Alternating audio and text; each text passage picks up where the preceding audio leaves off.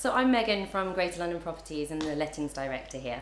So the demand has been quite consistent since 2021. However, there is actually currently quite a low supply in the properties. Therefore, this has kind of had an effect on pricing, and the prices since then have risen due to the lack of stock but high demand.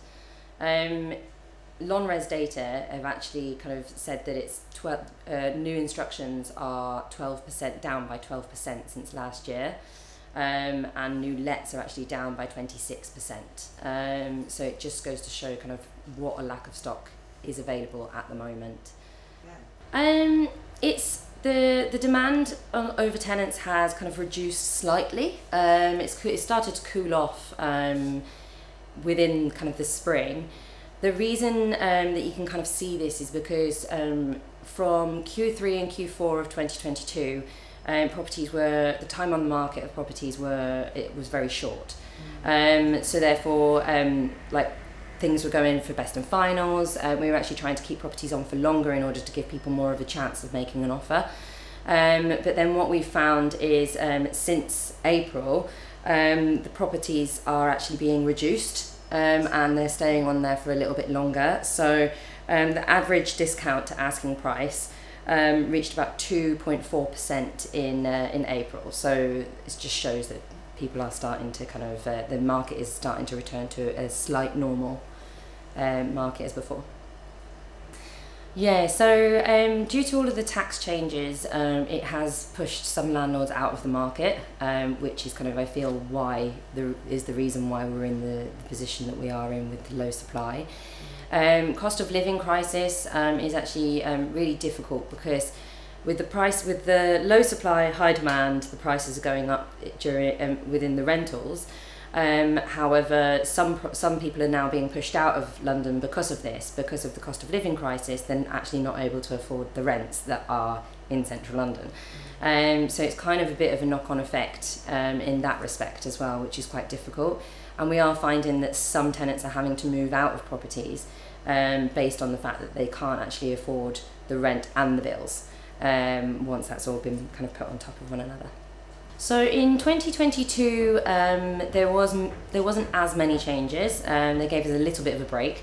So that was more to do with kind of the smoke and carbon monoxide legislative changes. This was just to kind of make sure that smoke alarms were being tested. It's kind of more about fire safety to prevent house fires. And then obviously carbon monoxide rules came in as well. So that was the 2022, but the thing that's on everyone's mind at the moment is the Renters Reform Bill. So this was kind of published recently, but it is still going through Parliament. So it isn't in Act just yet. But this is currently the legislative changes that everyone is kind of a little bit worried about coming forward, because there's going to be lots of tenancy changes. There's going to be notice period changes. So yeah, Section 21 is going to be abolished.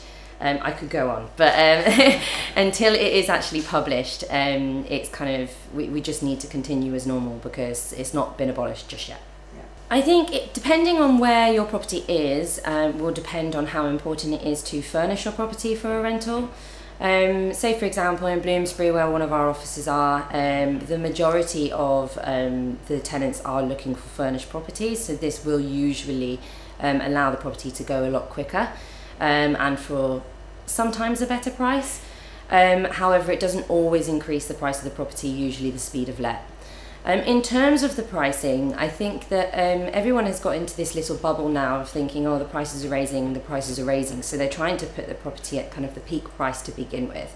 What we have found and what we do advise to our kind of sole agency landlords is if you put the property at a price where you would be comfortable accepting, but it's not too high, it's not at the maximum peak, then you're more likely to get more traffic and more tenants kind of looking at it and viewing the property.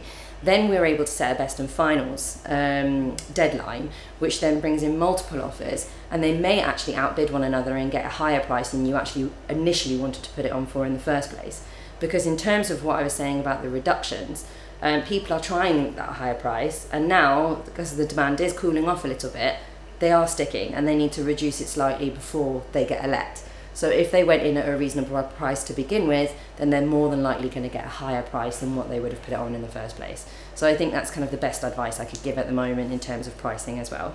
So it's also like you can feel as a landlord that you're being attacked by the government. So just in terms of all of the legislative changes that are coming in and the reformers bill, it's kind of very geared towards tenants.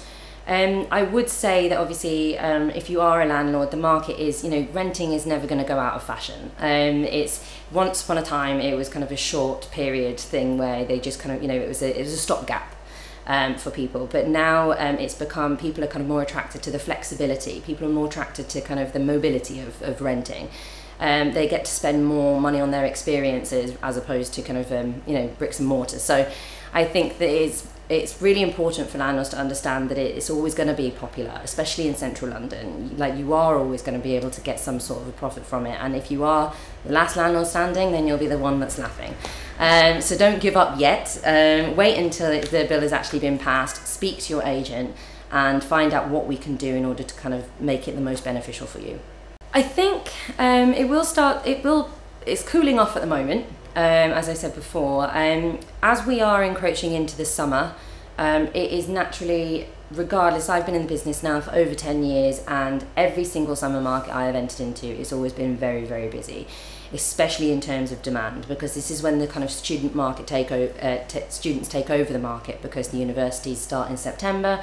So there is an increased demand. It's also, people often like to kind of view when it's sunny and it's nice weather. So it brings the professionals out as well, or they might want a garden because of the nice weather and they want to sunbathe, or etc. So the summer is always busy in demand. Obviously, it's a slight issue that we aren't seeing many properties coming back on for this summer demand. So I do sense that it is going to be very similar to September in 2022. In the fact that it will be bidding wars, the prices will go a bit crazy again. So it's just kind of that's what I predict for the summertime.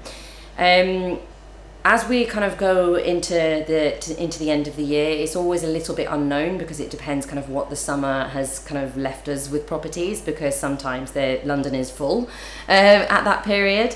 But I can see that because unless we have a surge of properties on the market, it's going to be very much stay the same at the moment. And then it'll just be interesting to see what this renters reform bill will bring in and when it comes in, and how that will affect the market. But in the meantime, I think it's going to kind of stay steady as it is. Thank you for listening. I hope I've given you some insight into the current market. And then, yeah, hopefully next time we speak, I'll have more of an update for you.